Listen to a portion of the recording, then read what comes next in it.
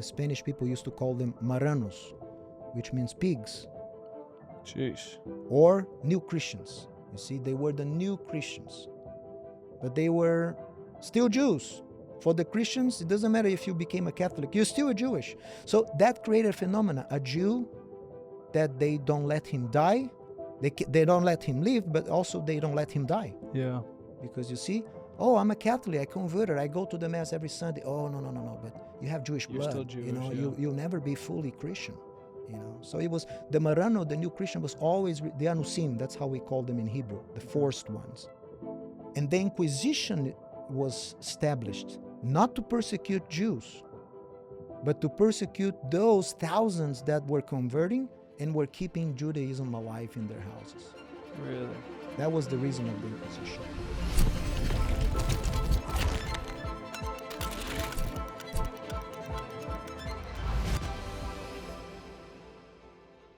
Hey everybody, welcome to another episode of the Covenant and Conflict podcast. With us today, we have a good friend, Matheus Guimarães. He is a Messianic Jewish rabbi from Brazil. He and his father started this Messianic congregation years ago. It is one of the healthiest and largest Messianic communities in Brazil. They have a museum attached to it that we're going to talk about the Anusim, the Sephardic Jews, and the history of the Sephardic Jewish community.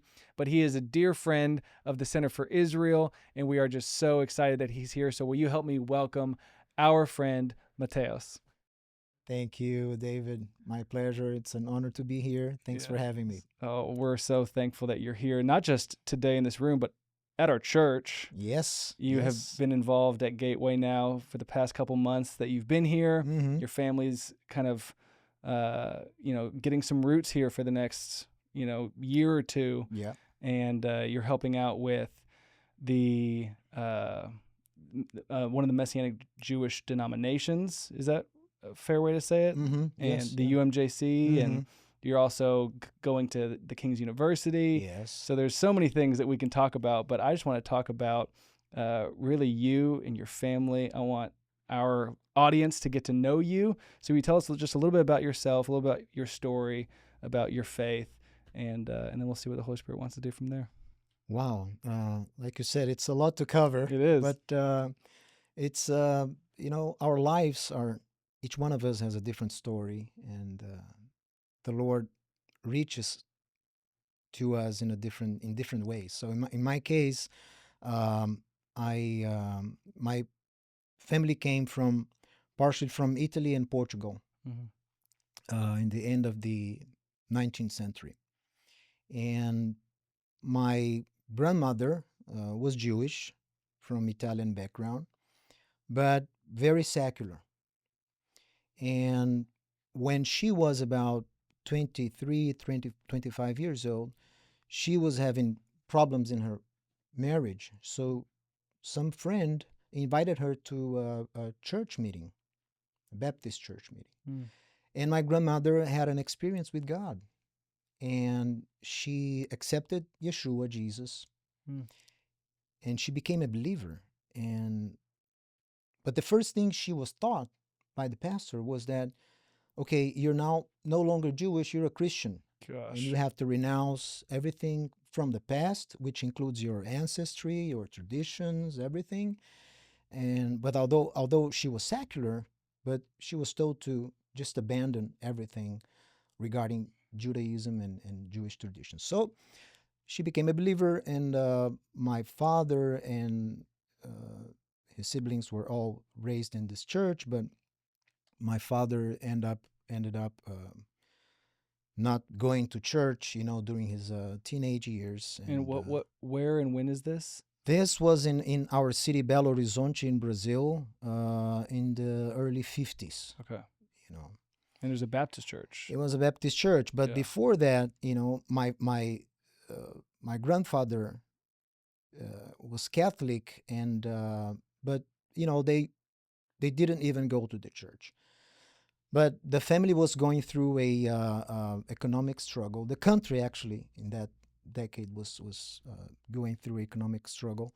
So my father was sent to live and study at a Catholic seminary in the countryside of my state because it was for free. Mm.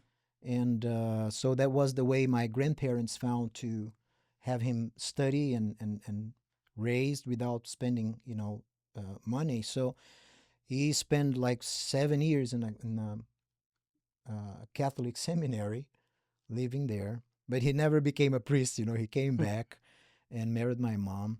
But my parents were very secular. And but when my father was in this Catholic seminary, my grandmother became a believer. That was when it happened. Okay. So when my father came back, he was already going to college. He met my mom and they married and everything. But there was something missing. And they told my father he came from a Jewish background. They told him he was 13 years old when they told him about his Jewish ancestry. That was his bar mitzvah, was you're Jewish. So he never had a bar mitzvah because actually, his bar mitzvah was the knowledge that he came from a Jewish background. Yeah. So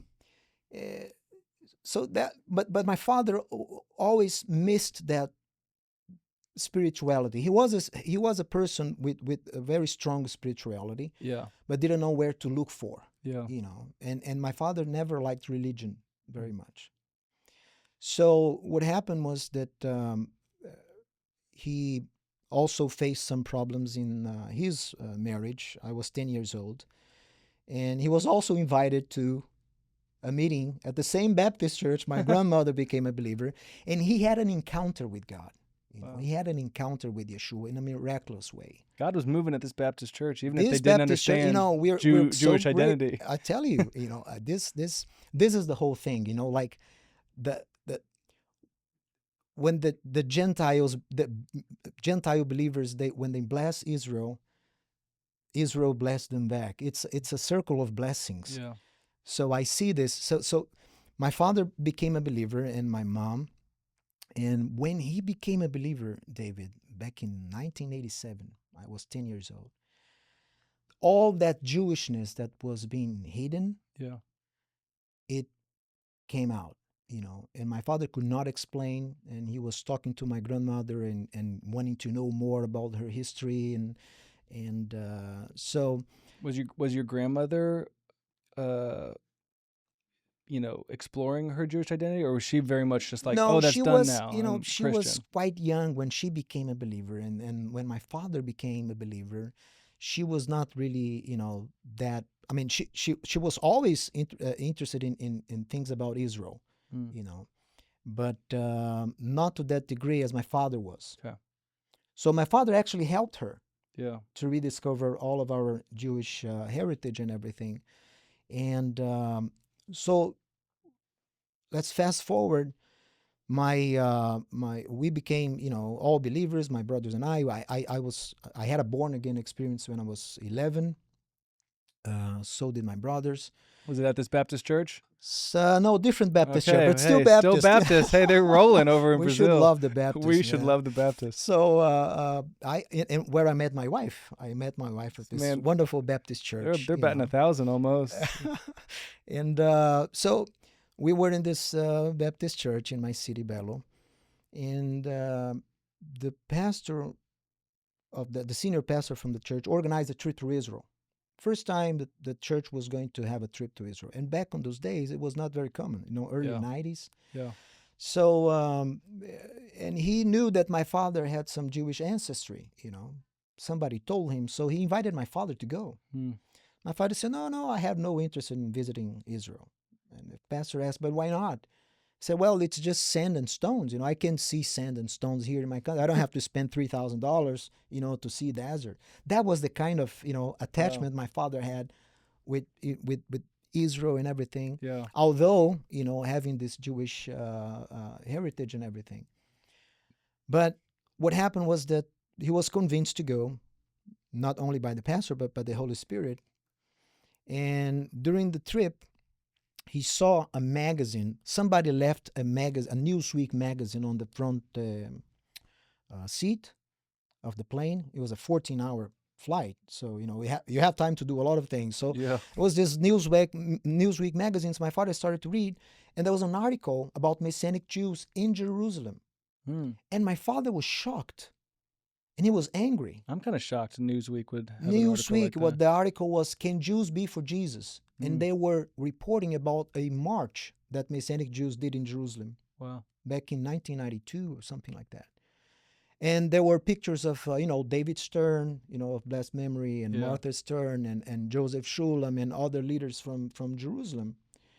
And my father was like outraged. How come? They're all Christians. Either you're Jewish or you're Christian. You can't be both. Now you see the irony here. Like Yeah. same thing that my grandmother was taught. He was repeating now Yeah. to himself, and he decided to look for that person in the article and convince him that this whole Messianic Judaism doesn't have any meaning on it. Yeah. So, and it was Joseph Shulam, this leader from Israel, very dear friend to this day. But he met with Joseph Shulam, and that meeting changed the course of our lives. Because the first thing he heard was from this leader, Joseph Shulam. He said, how can you stop being Jewish? By believing that another Jew is the Son of God. On the contrary, now you are a complete Jew. Now you can fulfill the mission that God gave to our father Abraham. You can be a light to the nations. You can be a blessing to the nations of the earth. So that began our journey in Messianic Judaism. And Joseph Shulam introduced us to many other leaders in the land, like Avi Mizrahi, who was here, a couple of weeks ago, Eitan Shishkov from Haifa, Avi from Tel Aviv,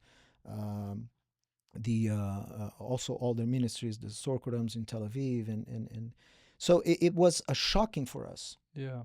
To know that there was such a thing as Messianic There's a whole Judaism, new world that you're getting a exposed whole to, new world, and begun in Israel. Yeah. We didn't know anything about United States or Europe in Israel.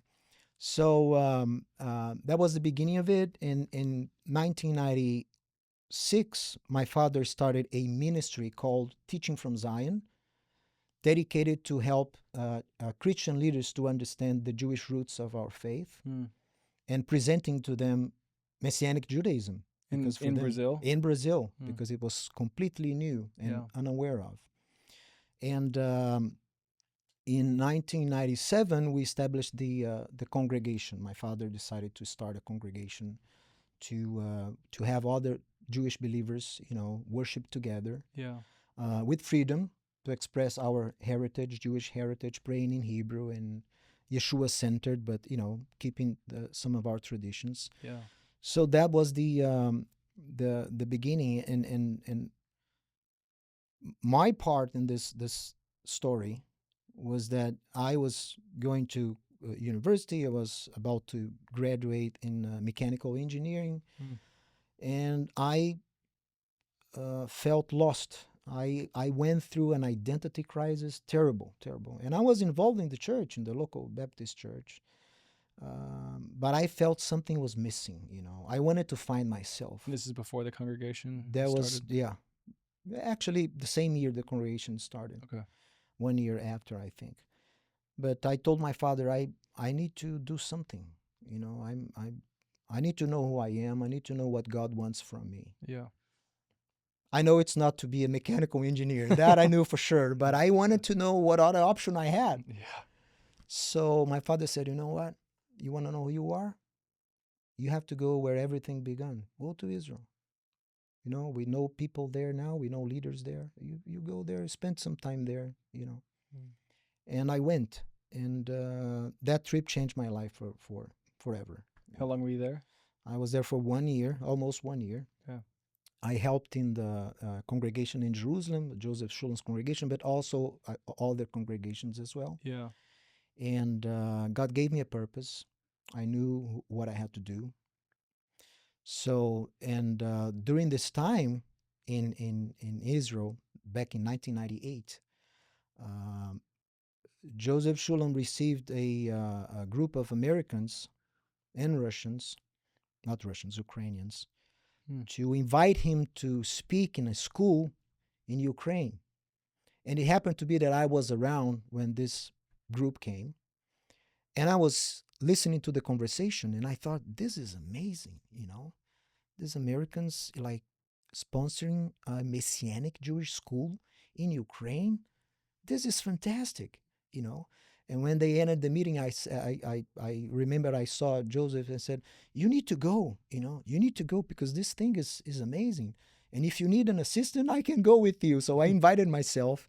And so Joseph said, "Okay, if you want to go, you have to meet the leader of the school." So I met Wayne Wilkes. Wayne was in this trip with this Viontex. Yeah. And I said, "Can I go?" And Wayne says, "Sure, I'll not be there, but you're welcome to go and meet the students." So that was the beginning of our involvement with the whole, not only Messianic Jewish ministry in the United States, but also with churches that love Israel. Yeah. A whole Back other then, world. Yeah. So, and Wayne, through Dr. Wilkes, he introduced us to the leaders of the Messianic Jewish movement in the States. That it was also a shock because it was much more developed than the movement in Israel. And we only knew about the movement in Israel. Yeah. When we first came here, Wayne brought us here, we were in shock because there was, organizations and everything very structured and organized, and they had schools. Yeah. So it was many congregations and huge congregations. So it opened up another world for us. Yeah. And I think this networking God was giving us such a blessing to have this network of brothers and leaders and friends. Yeah. And they all helped, leaders from Israel. They all visited our congregation, most of them. Most of the Messianic rabbis, especially from the UMJC, they also visited our synagogue. We started the Messianic Jewish Bible Institute in Brazil in our congregation. Yeah. So for 10 years, David, Wayne was sending leaders from the Messianic movement and from churches, pastors that love Israel. They were also invited to come. Yeah. So that's our background. That's part of our, DNA. Yeah. Well, to this day, Wayne will say, if there's a Messianic Jewish synagogue, congregation, or leader in Brazil or Latin America, you most likely got trained at, in Belo. We were the first ones. There was no such a thing as a Messianic Jewish school. Yeah. So we were the first ones back in 2000. July of 2000, we started the school. Actually, 2001. 2000, we were here. Wayne brought us here to, introduce us to the leaders here. Yeah. So 2001, we had the school, and it functioned until 2011. And this was crucial for our identity as a Messianic synagogue that was 100% of committed to take Yeshua to our own people, and 100% Yeshua-centered. Yeah. I don't get tired of saying that because for me, that's the most important thing. Yeah. Because we're not, you will never be able to compete in orthodoxy with the various movements of Orthodox Judaism that they are. So the thing is not to be more orthodox to make the Jewish person more comfortable. The thing is to have the Holy Spirit. Yeah. To use whatever we have that God gave our people with life, Yeah, this is a tension that you're pressing on in the Messianic Jewish world, which is we want to be seen as an authentic form of Judaism, hence the term Messianic Judaism, and not, Hebrew Christian or something. It's like, exactly. No, we are a form of Judaism. Yeah.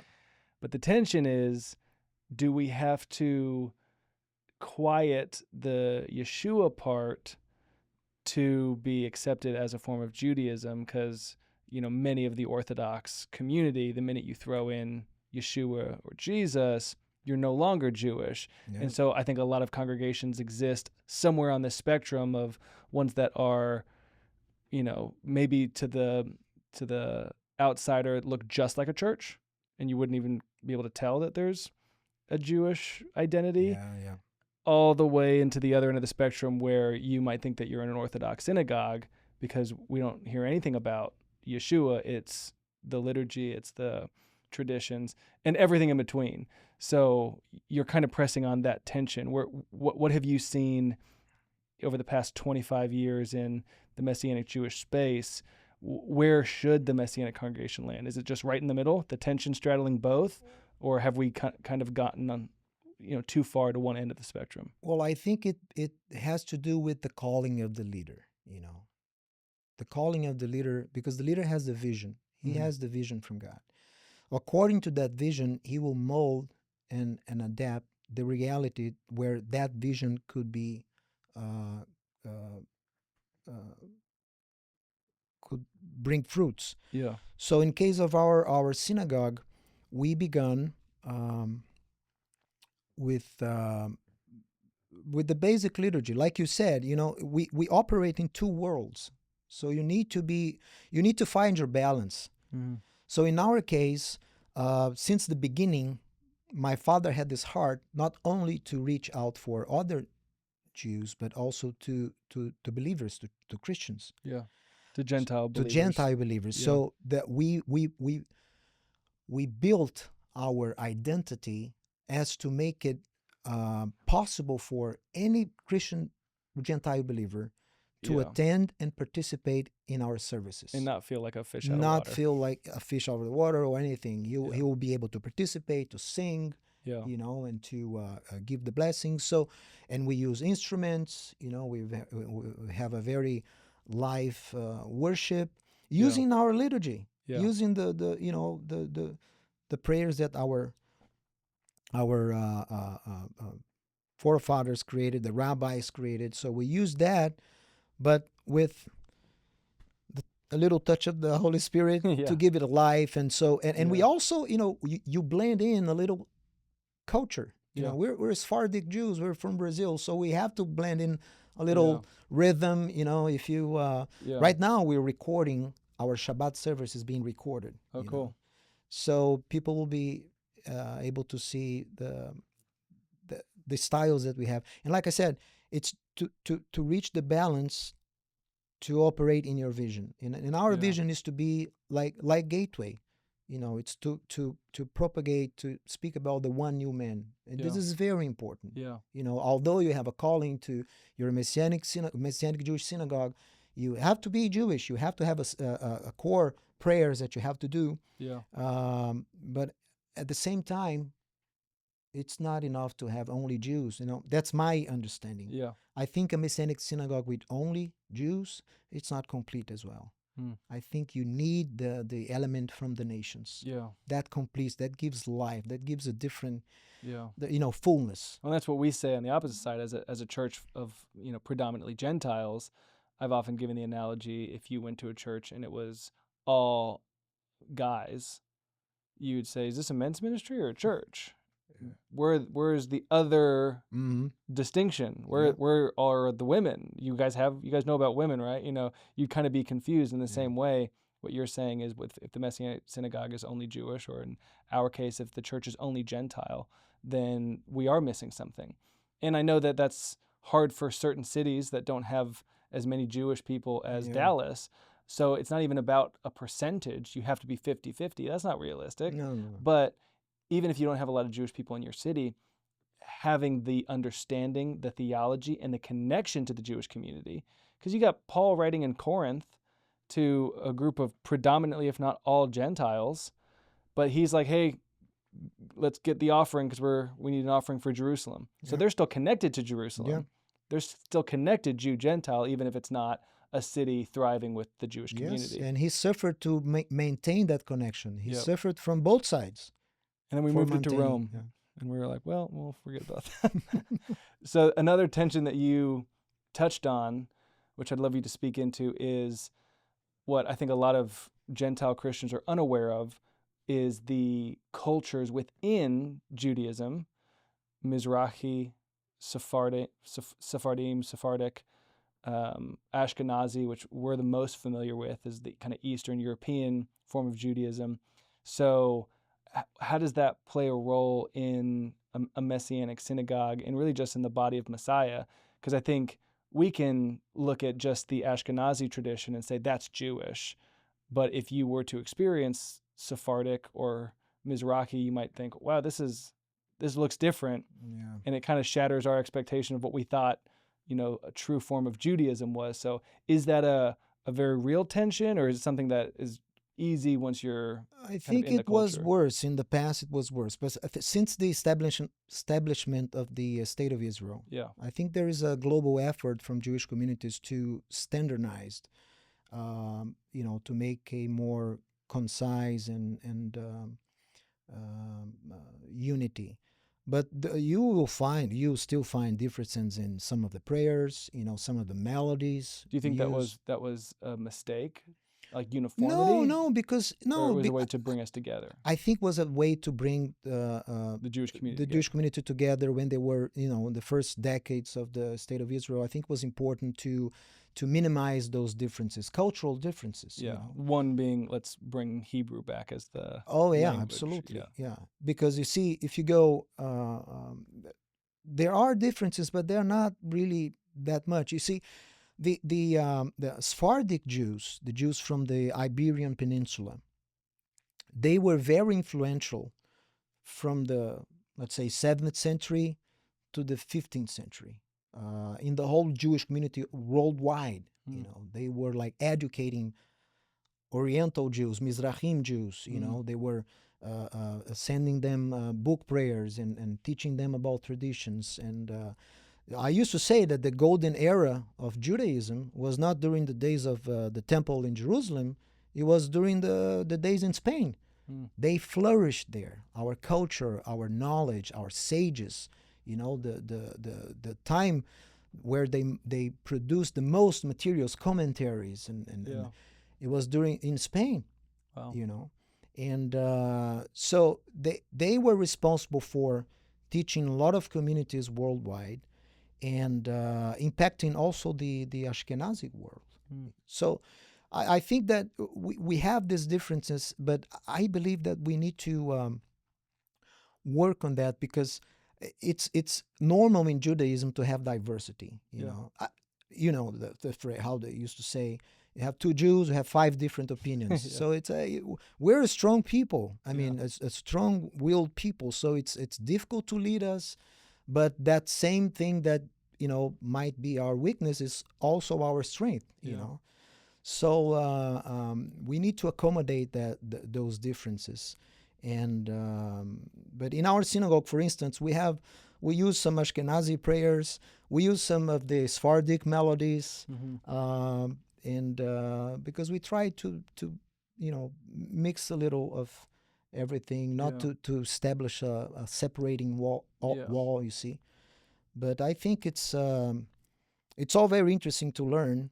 But I again, I think where we heading towards, it's a kind of united form of Judaism, respecting some specific cultural aspects. I think they need to be preserved.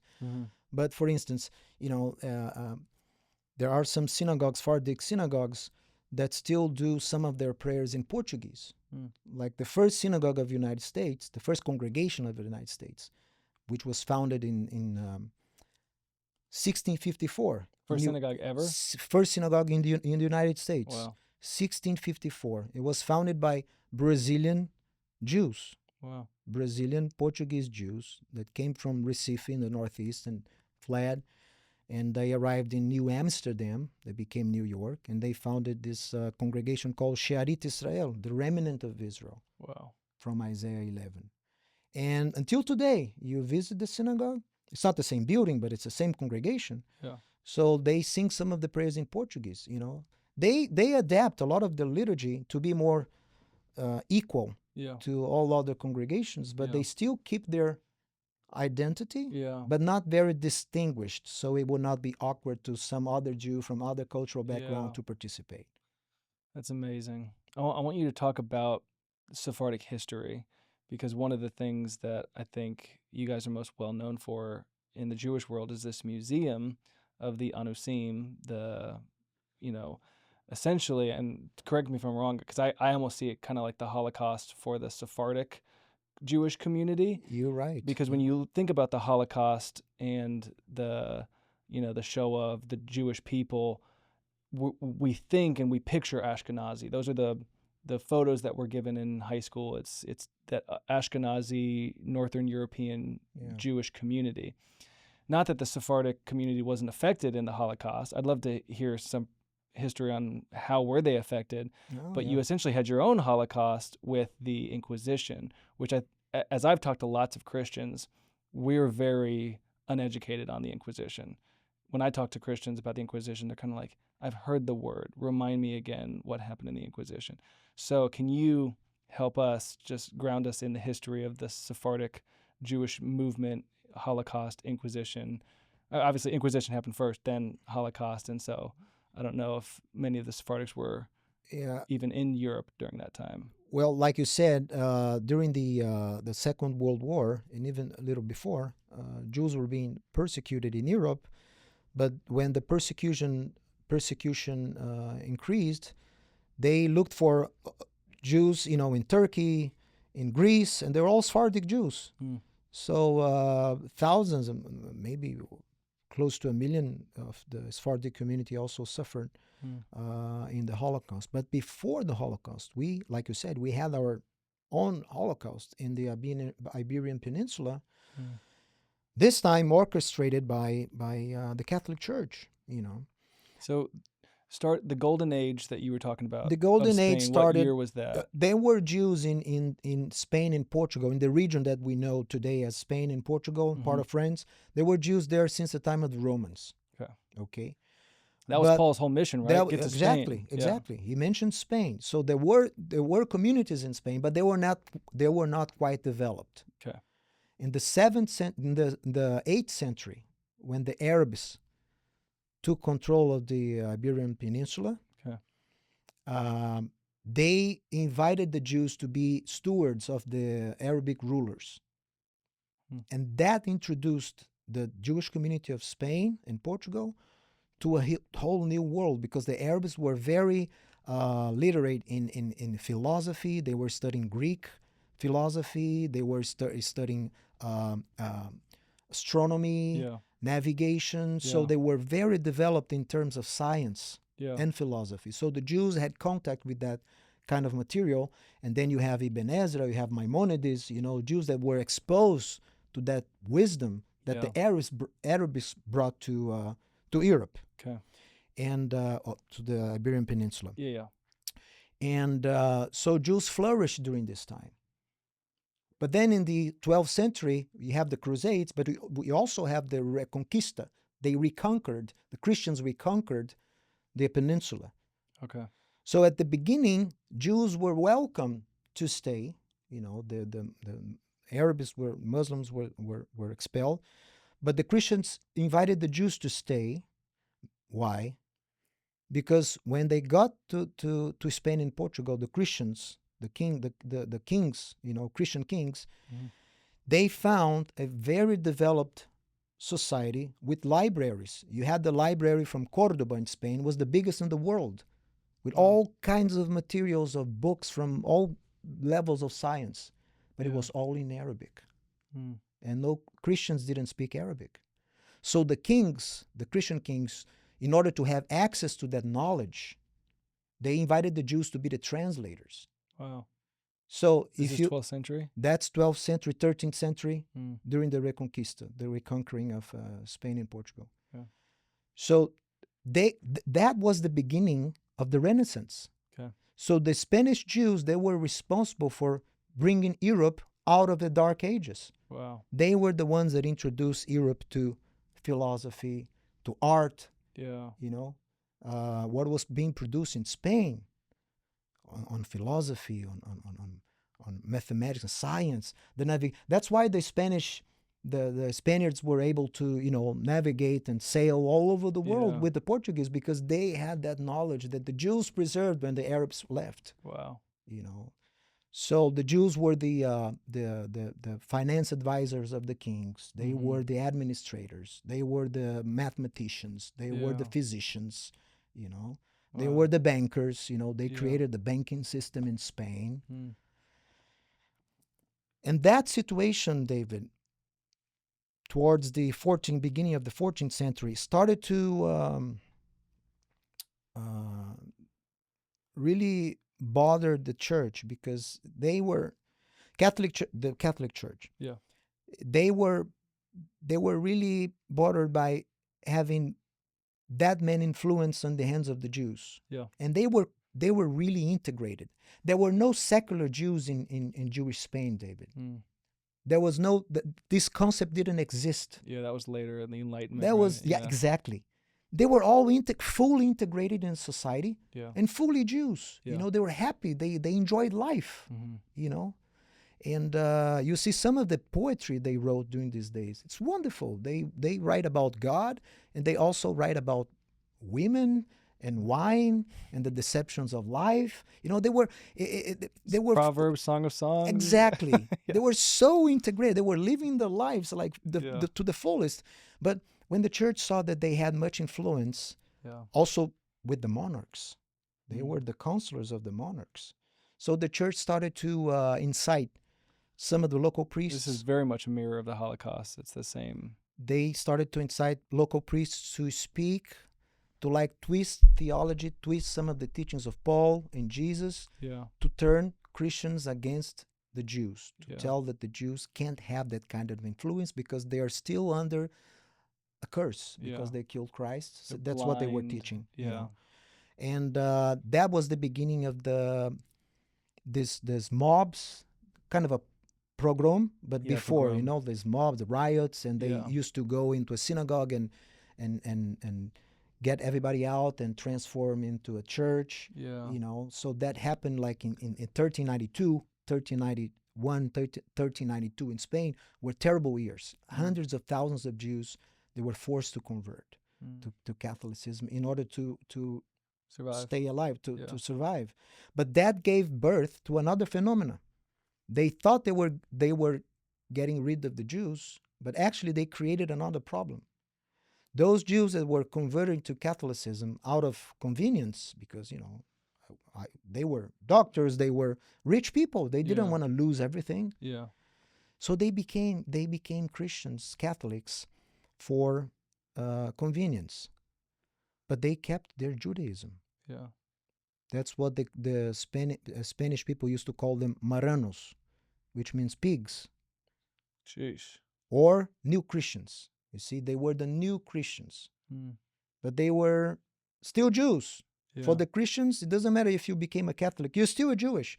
So that created a phenomena, a Jew that they don't let him die. They don't let him live, but also they don't let him die.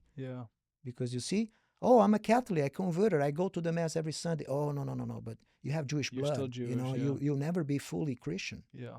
So it was, the Marrano, the new Christian, was always, the Anusim, that's how we call them in Hebrew, the forced ones. So, and the Inquisition was established not to persecute Jews, but to persecute those thousands that were converting and were keeping Judaism alive in their houses. Really? That was the reason of the Inquisition. And was this like an official document or something? Oh, it was established in Spain in 1478. And it gave permission for the King Ferdinand and Isabella gave permission to the very famous priest called Torquemada, Tomás Torquemada, a terrible person. It's a Haman from the spirit of Haman. The spirit of Haman from the 15th century.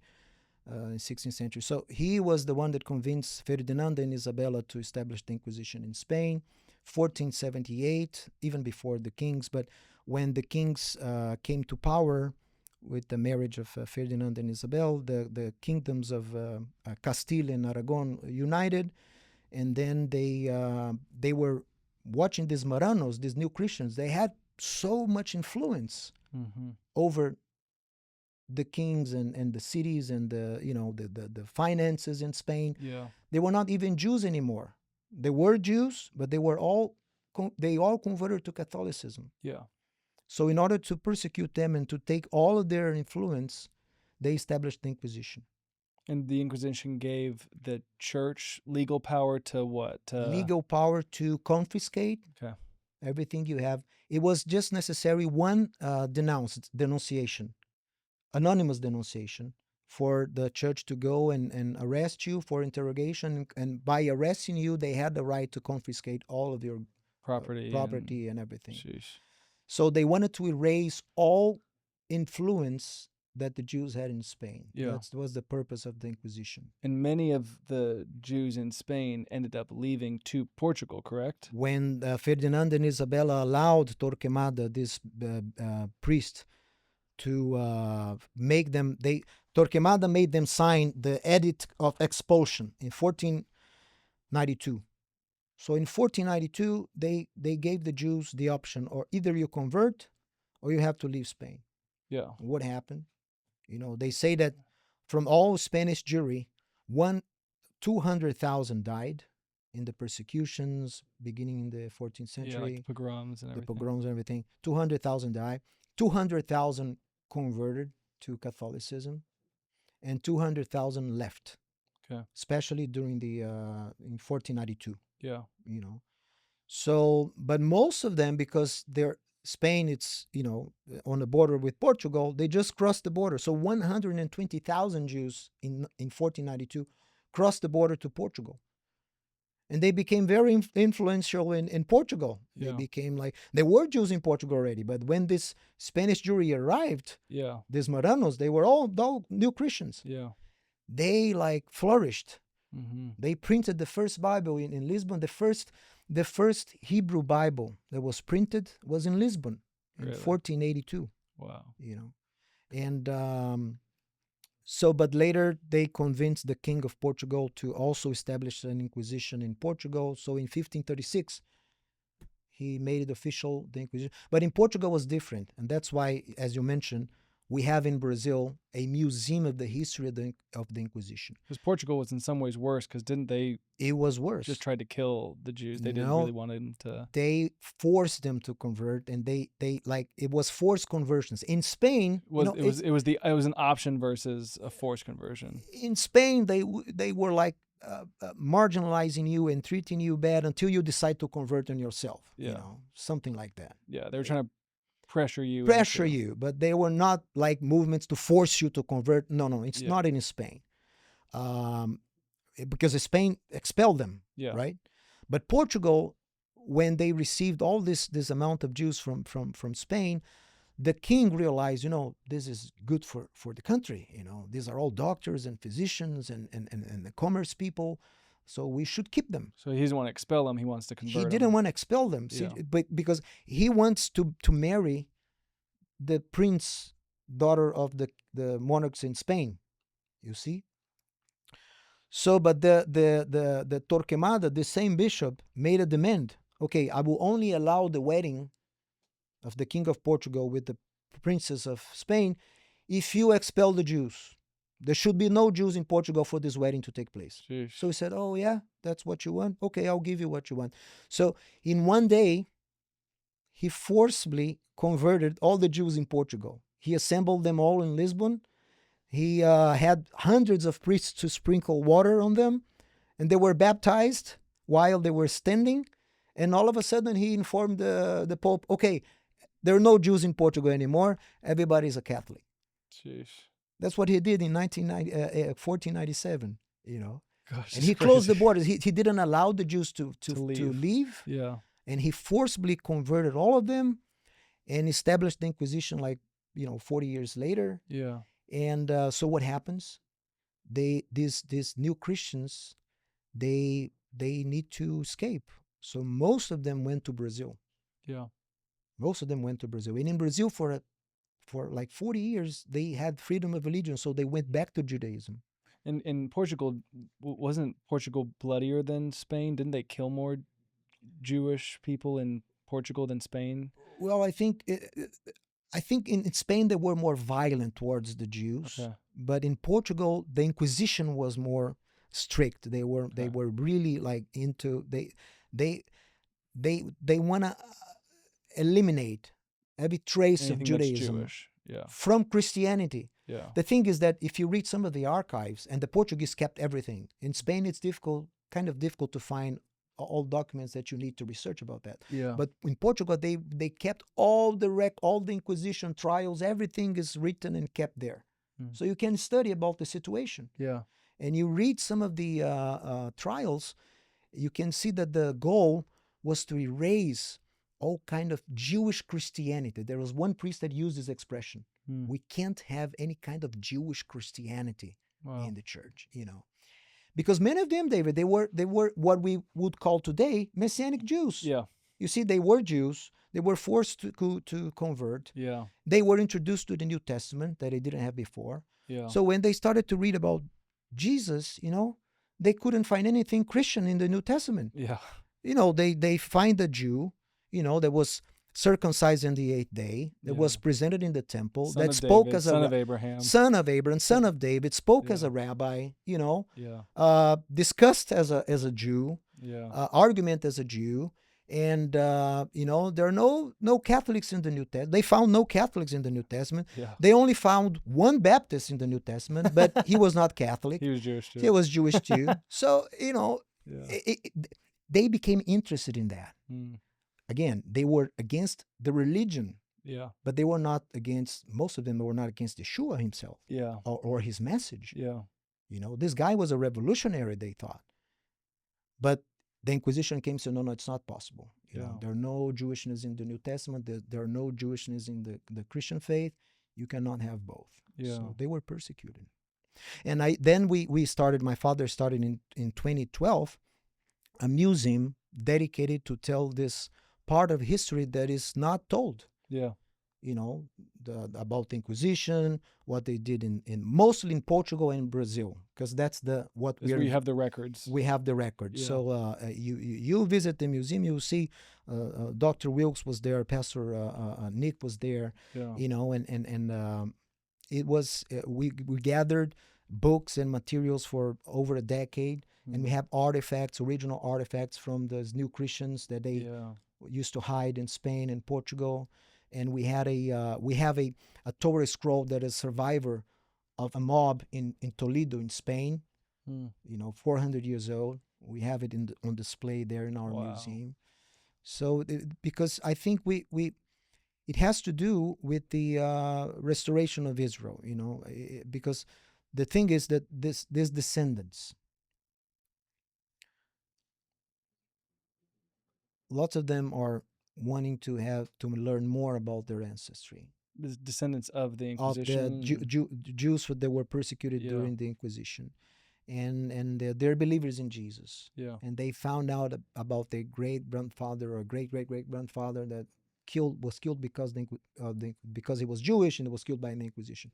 Yeah. A lot of them feel that they need to restore their identity. Yeah. But in Yeshua.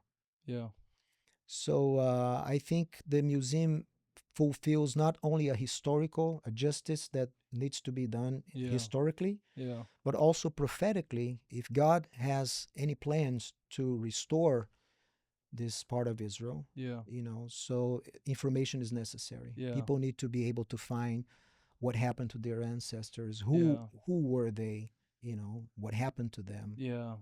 That's what and from what I've heard about the museum, not just from the Messianic community, but even from the Orthodox community, it is such a beacon to the broader Jewish community, because it's the artifacts and the history and the documentation, that even Orthodox people have shown up saying, how are you guys Messianic? It's so Jewish. Yeah. Like the history, it's so valuable. It's needed.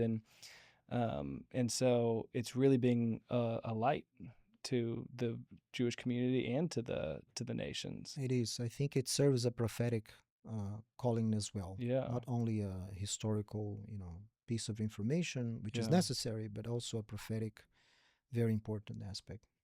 Well, I know this is not going to be the last time that you're on the podcast, but I know that we're running low on time. I'd love for you to end with, just as we kind of tie a bow on, you walked us through the history of the Inquisition and the Anusim and this persecution of the Jewish community for flourishing, that starts recalling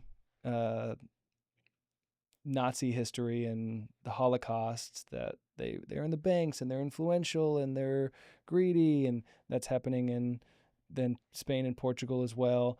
But there's now echoes of that in America. Yes. Why are there so many Jewish politicians? How come, only 2% of the American population has a much larger percent of Jewish representation in government and business, and they own Hollywood. And I'm hearing the same kind of message in America, which I think for years we would have thought that's never going to happen in America because we have biblical values, or we have so many Jewish people. I mean, roughly speaking, half of the Jewish people in the world are in America.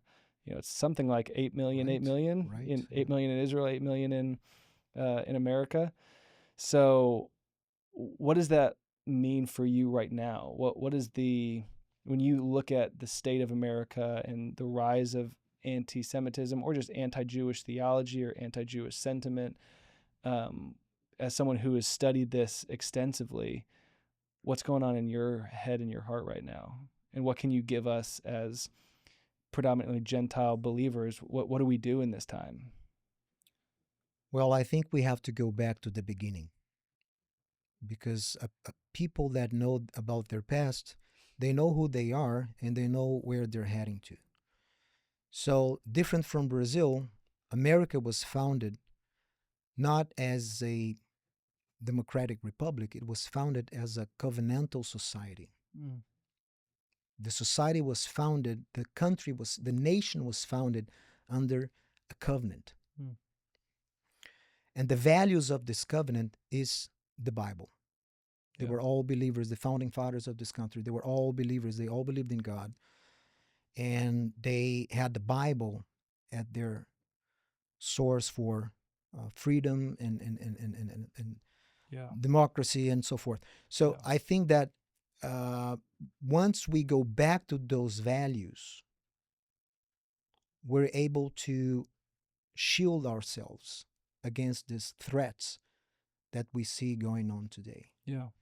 And I think it's very important that not only people in general, but especially the church in America, to go back to the beginnings, because Israel is part of the DNA of the church. Mm.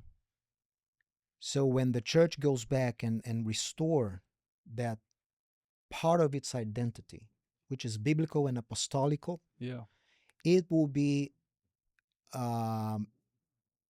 it will enable the church to face this kind of threats. And like you said, it's starting all over again. The stories that you mentioned are the same blood libels that we hear in Spain in the Middle Ages. It's the same kind of the protocols of the Elders of Zion from Germany, 70, 80 years ago. It's the same thing because it's the same spirit. And if in those days, if back in World War II, if the church in Europe had analyzed their history and their connection with the people of Israel, they would probably had, try to oppose in a more pushback in a more effective way. There were pastors that did try to do that, and they were few and far arrested, between. And But I think that's what I think should happen. We need to go back to we need to get back our Jewish foundation of our faith. Because I would say it's the Jewish foundation. Because even if we just label it as the Bible, I would argue that both the Nazis and the Catholic Church in Spain and Portugal, they had the Bible.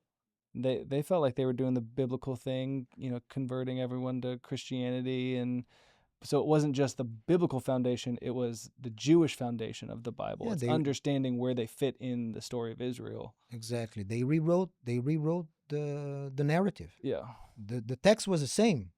But the narrative, they completely changed it. Like Marcion and Valentin and some of the church fathers, they try to do, like to disconnect the God of Israel to its Jewishness. to the Jewishness and to the Bible and with Jesus. So I think you're right. It's to start to value again and to rediscover the Jewishness of the faith.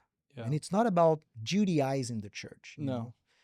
It's about going back to the origin. Our roots, which is so cool that you have this museum to help people go back to their roots. Exactly. And that's what we need in the church as well. It's like you said, not to Judaize the church and put the Star of David up and, act more Jewish. I'm a Gentile. I don't need to act more Jewish, but I do need to understand my history, because my spiritual ancestry is I'm adopted into this family. Doesn't mean I become Jewish, but I am adopted in this family. And now my new spiritual ancestors are Abraham, Isaac, and Jacob. They're Jewish. That's the original narrative. Yeah. That's the original narrative. Yeah. So thank you for spending time with us. Wow, Can't wait to you. have you back and get some more wisdom and knowledge. It will be my pleasure. Absolutely. That's all we have for today. We'll see you next time on the Covenant and Conflict podcast. We love you.